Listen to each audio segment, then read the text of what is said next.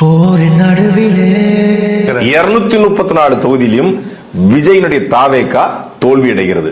தலைவர் மாறிலே கூட்டம் சேர்த்துட்டா அது ஓட்டா மாறாது. ஒருவன் பசிக்கன 234 இல்ல 10 கூட முடியாது தனியா நின்னா. வேட்டை துவங்குது உங்களுடைய அடுத்த படத்திற்காக காத்துக்கிட்டு இருக்கிறேங்க விஜய். நரிகள் கூட்டமோ அரசியல் அப்படியே முதல்வராயிட்டு வழியில் கிடக்குது.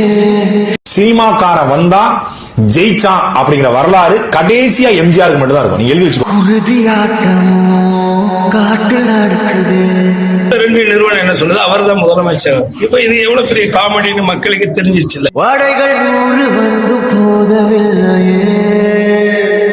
உன் பேரையே முழுசா உன்னால சொல்ல முடியாது. சொன்னா பாதி பேர் ஓட்டு போட மாட்டான். சி ஜோசப் விஜய் எனும் நான் போர் கண்ட சிங்கம்